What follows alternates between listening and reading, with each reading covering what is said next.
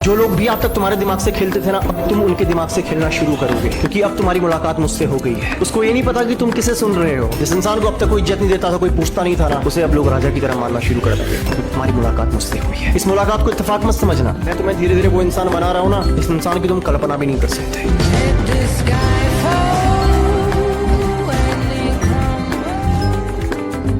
कोई इंसान अगर तुम्हें इग्नोर कर रहा है, उस टाइम पे उस इंसान को डबल इग्नोर करो, क्योंकि उस टाइम पे वो इंसान तुमसे क्या एक्सपेक्ट कर रहा है तुम्हें पता है। उस टाइम पे वो इंसान तुमसे एक्सपेक्ट कर रहा है कि तुम उसके पीछे जाओगे, यही तो वो चाहता है, और इसी वजह से वो तुम्हें इग्नोर कर रहा है। और उसकी साइकोलॉजी है कि तुम ऐसा ही करोगे, लेकिन तुम ऐसा नहीं करना है। अगर कोई इंसान तुम्हें इग्नोर कर रहा है, उसे तुम्हें डबल इग्नोर करना है। तुम्हारे सिर्फ ऐसा करने से वो मेंटली हिल जाएगा, क्योंकि ये उसने एक्सपेक्ट नहीं किया था। उसने एक्सपेक्ट किया था कि तुम उसके पीछे जाओगे, तुम मनाओगे, तुम वैसे वैसे चलोगे जैसे जैसे वो चाहता है। लेकिन तुम्हारा ये स्टेप लेने से वो कंफ्यूज हो जाएगा। अब पता है वो क्या करेगा?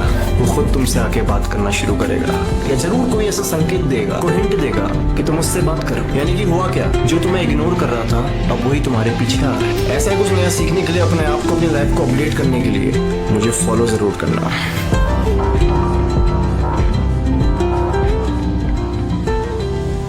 तुम्हारी उम्र 13 साल से ऊपर है तो तुम्हें दिन तो समझ आ ही गई होगी। आज से ही तुम अपनी सोच को जितना अपडेट करोगे, आने वाले समय में लोग तुमसे वैसा ही व्यवहार करेंगे, क्योंकि तुम अब छोटे नहीं हो। तुम्हें इतनी तो समझ आ ही गई है कि तुम्हारी आने वाली जिंदगी को तुम्हें किस तरीके से जीना है। ये डिसाइड करेगा कि तुम अपने बारे में क्या सोचते हो, क्या विचार को लेकर के तुम्हारे मन में क्या राय है। अगर तुम्हें लगता है कि कोई चीज तुम्हारे लिए सही है तो तुम्हें वो कर लेनी चाहिए, क्योंकि वो आवाज तुम्हारे अंदर से आ रही है।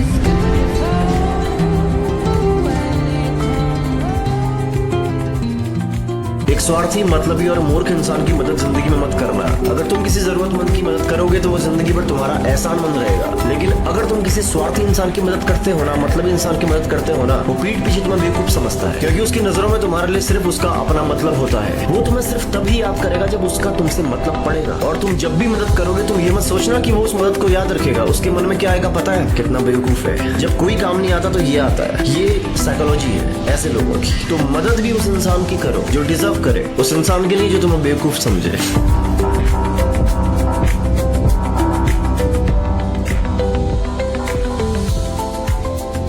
अगर तुम चाहते हो कि लोगों के दिमाग के अंदर तुम्हारी आइडेंटिटी चेंज हो जाए, तो तुम्हें अपने आप को वैसा ही दिखाना पड़ेगा जैसा तुम चाहते हो कि लोग तुम्हें देख करके रिस्पॉन्स करें। रोज तुम्हें लोग जिस तरह देखते हैं, लोग तुम्हें वैसा ही मान लेते हैं। वो उसी बात पे यकीन कर लेते हैं जो चीज वो अपनी आंखों के सामने बार बार होते हुए देखते हैं। अगर उनको लगता है कि उनका तुमसे कोई मतलब नहीं पड़ने वाला, तो वो तुम्हें इज्जत की नजर से कभी नहीं देखेंगे। और जब तक लोगों को ये लगता रहेगा कि उनका मतलब तुमसे पड़ता रहेगा, तो उनकी नजरों में तुम्हारे लिए इज्जत हमेशा बनी रहेगी। लोगों को समझ पाना इतना भी मुश्किल नहीं है, लेकिन तुम्हें उसके लिए ऐसे इंसान की जरूरत है जो तुम्हें ये चीजें डीपली सिखाए। तुम्हारे सामने मुझे फॉलो करने का ऑप्शन तो आ ही रहा होगा। तुम मुझे अपनी जिंदगी का हिस्सा बना लो और मैं तुम्हें वैसा बना दूंगा जैसा इंसान बनने की लोग कल्पना करते हैं।